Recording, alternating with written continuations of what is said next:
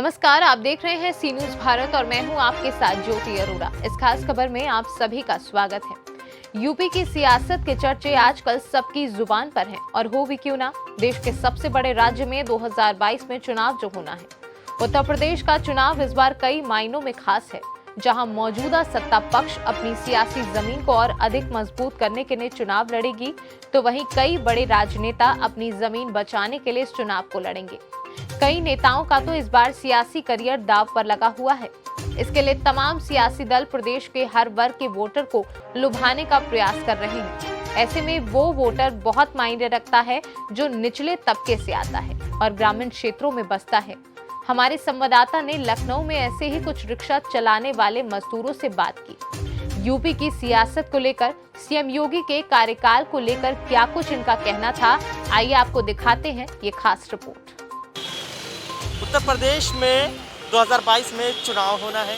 चुनाव को लेकर जो सत्ता में है वो भी बड़े बड़े दावे कर रहे हैं, जो विपक्ष में है वो भी दावे कर रहे हैं, हर वर्ग को साथ लेके चलने की बात कर रहे हैं। ऐसे में हमने सोचा क्यों ना इस समाज के जो सबसे नीचे के तबके के लोग हैं, जिनको कोई रिक्शा वाला कहता है तो कोई किसी तरीके से उनको पुकारता है, क्यों ना उनसे बात की जाए और उनके हालात को जाना जाए कि आज वो किस हाल में हैं, चुनाव से पहले किस हाल में थे और चुनाव के बाद किस हाल में होंगे। हजरतगंज में हम मौजूद हैं, यहाँ पे परिवर्तन चौक के पास। क्या नाम है दादा आपका? मनोज वर्मा।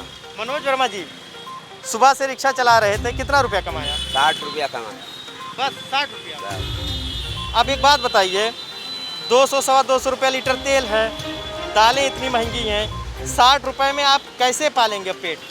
बीवी बच्चे तो वैसे परेशान है। अब बीवी बच्चों को पालने के लिए 10 बजे रात ले 11 बजे रात ले चलाना पड़ता है रिक्शा। उसके बाद 11 बजे रात तक रिक्शा चलाते हैं। अब इतना चलाएं तो बच्चे भूखे मर जाएं। इतना चलाने के बाद भी कितना कमा पाते हैं? तो वो 150 तक हो जाता है। 150 रुपये जी।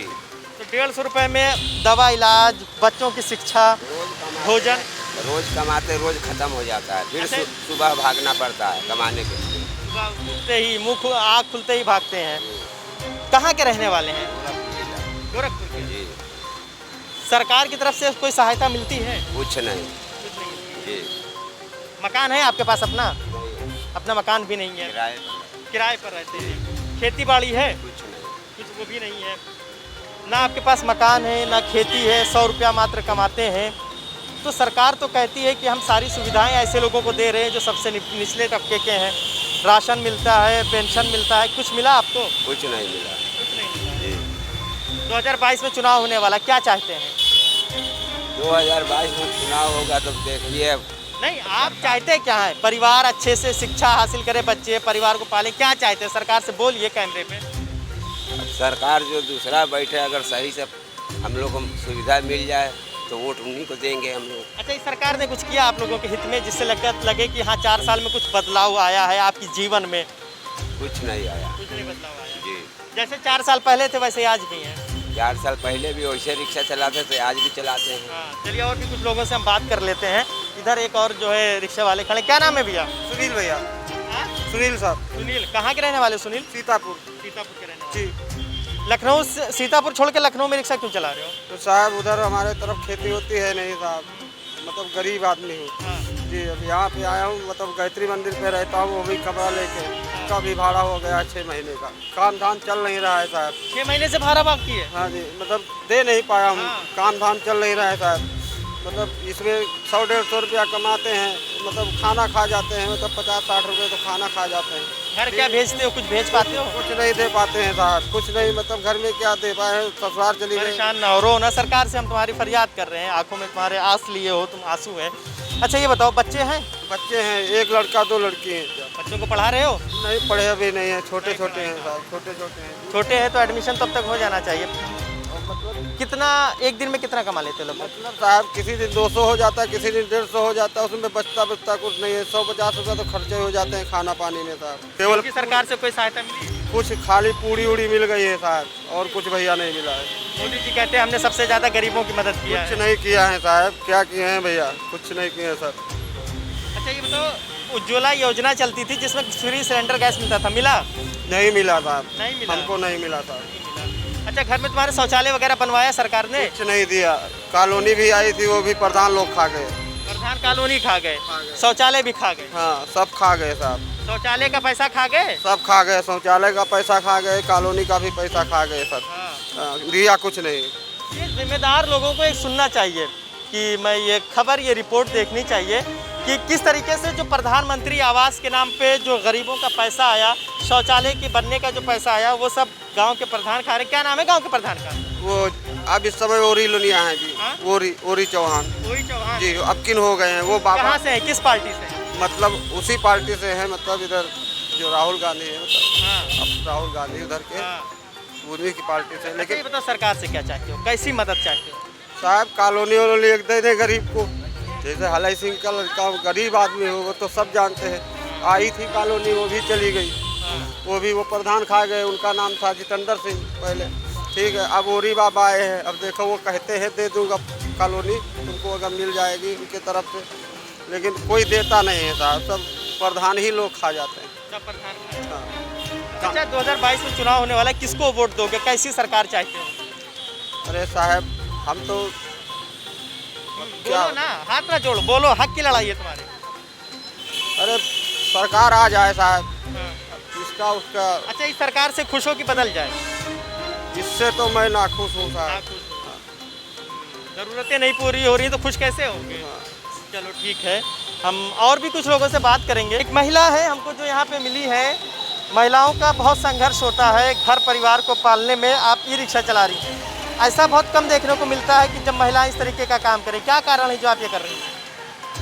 कारण यही है कि आज हमारा परिवार नहीं है और हमारा कोर्ट कचहरी का चल रहा है। और 2000 में मेरी शादी हुई थी, 2000 में घर, 4 में मेरा बेटा हुआ, उसी के 6 महीने बाद घर छूट गया।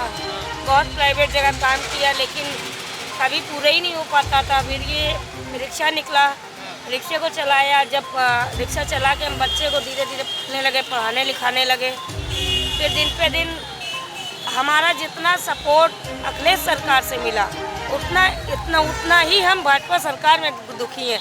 हम गरीबों की सुनवाई कहीं नहीं है।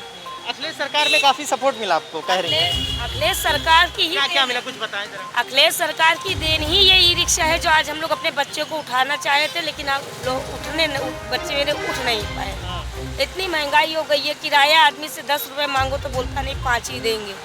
अब दिन पे दिन तेल जहाँ 800 रुपये में था 200 रुपये में हो गया।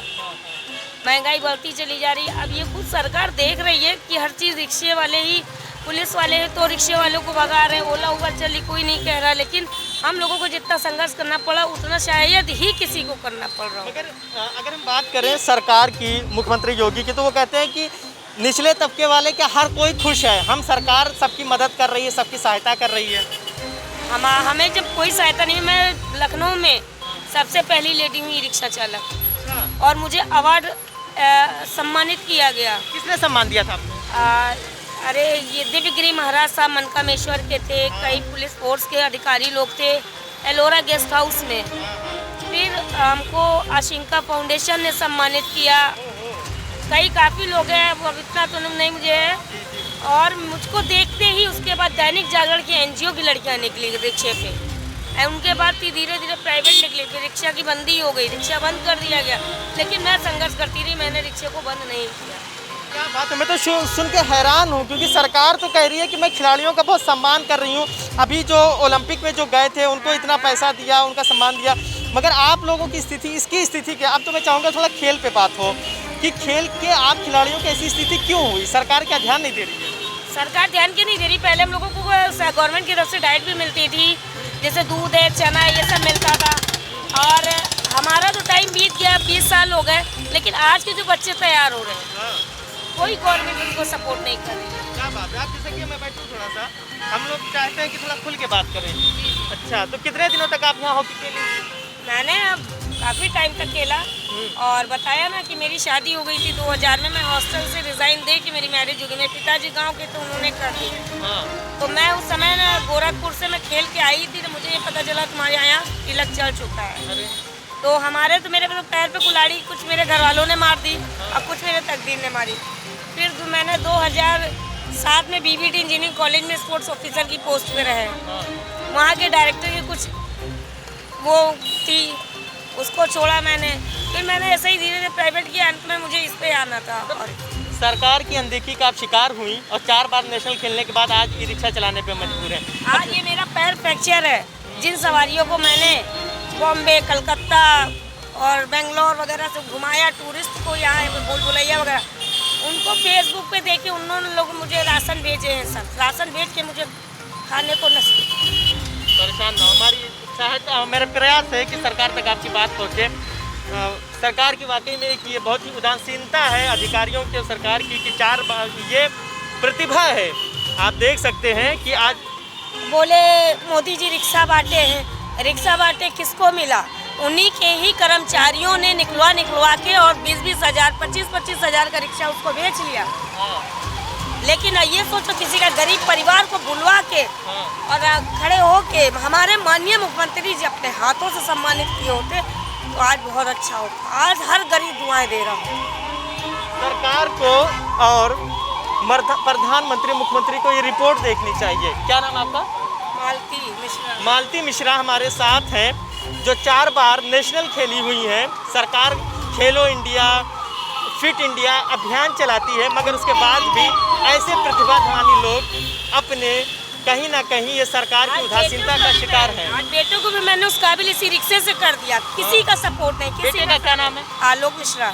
वो भी हॉकी खेलते हैं? वो हॉकी अभी भी प्रैक्टिस पे है। वो बता तो रहा है कि आपकी यूपी की टीम उसी ने जिताई है, मैन ऑफ द मैच है। ऑल इंडिया सब जूनियर अंडर 14 की बात कर रही हूँ मैं। कहाँ पे ये जीते हैं? गोमती नगर मिनी जो स्टेडियम मोहम्मद शाहिद वहीं पे। और चीफ गेस्ट ऊपर से 5,000 रुपये अनाउंस किए थे, मुझे बुला के सम्मानित करके दिया। बहुत ये माँ है, वाकई में माँ से बड़ा कोई योद्धा नहीं, एक डायलॉग है, ये उसका जीता जागता मिसाल है।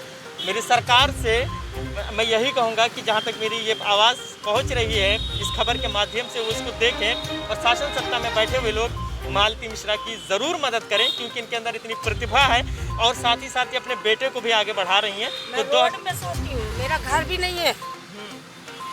चलिए, तो हम 2022 को चुनाव को लेकर जिस तरीके से बात कर रहे हैं, ऐसे लोग हैं, सरकार को उनकी ज़रूर सहायता करनी चाहिए। अलग अलग हम रिक्शे वालों से बात कर रहे हैं, एक और भी रिक्शे वाले हैं। क्या नाम है आपका? रजनीश। अच्छा, रजनीश जी कहाँ के रहने वाले हो? सीतापुर। सीतापुर छोड़ के लखनऊ में रिक्शा क्यों चला रहे हो? घर में कोई ज़्यादा खेती नहीं है और कोई धंधा नहीं, व्यवसाय नहीं, तो चले तो वाले है। अच्छा, अभी तक कितना रुपया कमाया? 200 रुपये। 200 रुपये में घर चल जाएगा? 200 रुपये में चल देना, लेकिन उल्टा से चल रहा है ऐसे है। दिक्कत तो होती होगी, बच्चों को पढ़ाना, दवा, इलाज, ये सब चीज़। हाँ, अब बच्चा रहा है हमार, हाँ। तो वो कम से कम 10-11 साल क्या रहा है, तो जब पढ़ाई हुआ बंद हो ही गए तो सोचा यहाँ पर गांव में यहाँ रह गए, सारी दिक्कतें हुई हैं। तो इतने नहीं कि लखनऊ हुआ पर कोई काम लागत नहीं रहे गांव में। यहाँ जब गन्ना का सीजन आवते है तो मान काम होते हैं, कोई काम तो हमारा ही नहीं, तो सब परिवार ले गए। अच्छा, एक बात बताओ, महंगाई बढ़ रही है, तेल के दाम बढ़ रहे हैं, राशन का दाम बढ़ रहा है, दालों के दाम बढ़ रहे हैं, तो क्या लगता है कि महंगाई की कितनी दिक्कत होती है जब? हाँ, महंगाई बाबूजी है। अब पहले 100 रुपये किलो तेल रहा है, अब 180 रुपये में चल रहा है। अब मतलब हर चीज़ महंगी है। सब्जी सरकार से क्या चाहते हो? अब सरकार से चाहिए है कि मतलब गरीब आदमी पर नियंत्रण रखें, हर चीज़ पर मतलब सस्ता करें, हैं, तो गरीब आदमी खाए कमा सकते हैं। अब ऐसे वाले 200 रुपये में है तो 200। अच्छा, ये सरकार से खुश हो? अभी तक जो योगी सरकार के 4 साल 4.5 साल बीते हैं। हाँ, या पिछली सरकार अच्छी थी अखिलेश के टाइम? सरकार जौन आई और सरकार जो कर रही है सही कर रही है, अपने लिए तो सही कर रही है। अपनी बात बताओ, तुम्हारे लिए अच्छा किया उसने कुछ? अब अच्छा का क्या, राशन कार्ड हमारे पास नहीं रहा, राशन कार्ड बन गया और आवास नहीं रहा। आवास ये सरकार चाहोगे या चाहोगे दूसरी सरकार आए? हैं, अब सरकार आ रही है तो ठीक है। आ रही है तो ठीक है, बड़ा सोच विचार रहे हैं। कुछ और भी दादा हैं, उनसे बात कर लेते हैं। दादा कहाँ के रहने वाले हैं? तो रहे वाले हैं, बोल रहे भाई। चलिए, सवारी मिल गई, जाओ। ये कुछ मैं रिक्शे वाले थे जिनसे हम बात कर रहे थे, क्योंकि उत्तर प्रदेश में चुनाव होने वाला है और ऐसे में सियासी दल सभी वर्ग के लोगों को साथ लेकर चलने की बात कर रहे हैं और उनके विकास की बात कर रहे हैं। ये रिपोर्ट हमारी इसलिए थी ताकि देखा जाए कि अब तक के योगी सरकार के द्वारा किए गए कामों का इनको कितना नफ़ा मिला और कितना नुकसान हुआ। ये तमाम लोग हैं जिनका साफ तौर पे कहना है कि महंगाई तेज़ी से बढ़ रही है, सरकार को महंगाई पे ज़रूर नियंत्रण करना चाहिए। कैमरा पर्सन हरीश के साथ फरीदुल हसन, सी न्यूज़, लखनऊ। इस खास खबर में फिलहाल के लिए इतना ही। देश और दुनिया की तमाम बड़ी खबरों के लिए आप देखते रहिए सी न्यूज़ भारत।